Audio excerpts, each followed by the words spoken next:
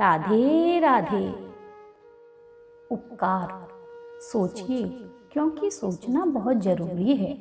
धर्म और अधर्म, पाप और पुण्य सदैव मानवीय चर्चा का केंद्र रहे हैं। मनुष्य को नाना प्रकार के सुख पुण्य कर्मों से ही प्राप्त होते हैं, जबकि पाप का परिणाम कष्टदायक है। इसलिए पाप करने वाले मनुष्य भी पापों के परिणाम से बचने की सोचते हैं। जो जैसा करेगा वैसा ही भोगेगा, एक सिद्ध संकल्पना है। इसके बावजूद आश्चर्य की बात है, लोग पापों के परिणाम से तो बचना चाहते हैं, किंतु उन प्रवृत्तियों को छोड़ने के लिए तैयार नहीं होते जो पाप कराती हैं। वहीं सुख सभी चाहते हैं, लेकिन परोपकार आदि पुण्य कार्यों को व्यवहार में नहीं लाते, जो सुख एवं संतुष्टि का साधन बनते हैं। अर्थात चाहते कुछ और हैं और कर्म उसके विपरीत दिशा में करते हैं। स्मरण रहे कि मन, वचन और शरीर के माध्यम से अगर कोई भी पाप प्रवृत्ति आकार ले रही हो तो उसे रोकना ही धर्म है। अन्यथा आज नहीं तो कल पाप का परिणाम अवश्य भोगना ही होगा।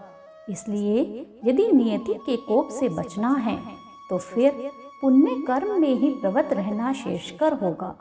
पुण्य कर्म किसी भी प्राणी को दुख और कष्टों से संरक्षण प्रदान करते हैं।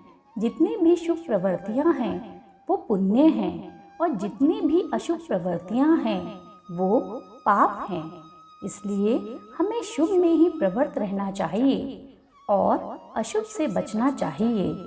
इस चराचर संसार की व्यवस्था को सुचारू रूप से चलाने के लिए परोपकार बहुत आवश्यक है, क्योंकि प्राणियों का जीवन एक दूसरे के सहयोग पर ही आश्रित है।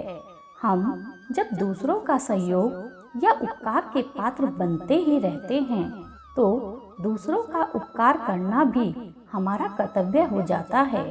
इस शरीर का धारण अपने पोषण एवं संरक्षण तक ही सीमित न रखकर दूसरे के लिए भी यह जीवन कुछ काम में आए, ऐसा लक्ष्य निर्धारित करना चाहिए। यह शरीर तो प्रतिक्षण नाश की ओर बढ़ ही रहा है। इसलिए इस शरीर से जो कुछ दूसरों की भलाई हो जाए वही अच्छा है। इस शरीर से परोपकार के जरिए महान गुण प्राप्त कर लेना ही मनुष्य देह को धारण कर लेने की सार्थकता है। सोचिए, क्योंकि सोचना बहुत जरूरी है। धन्यवाद।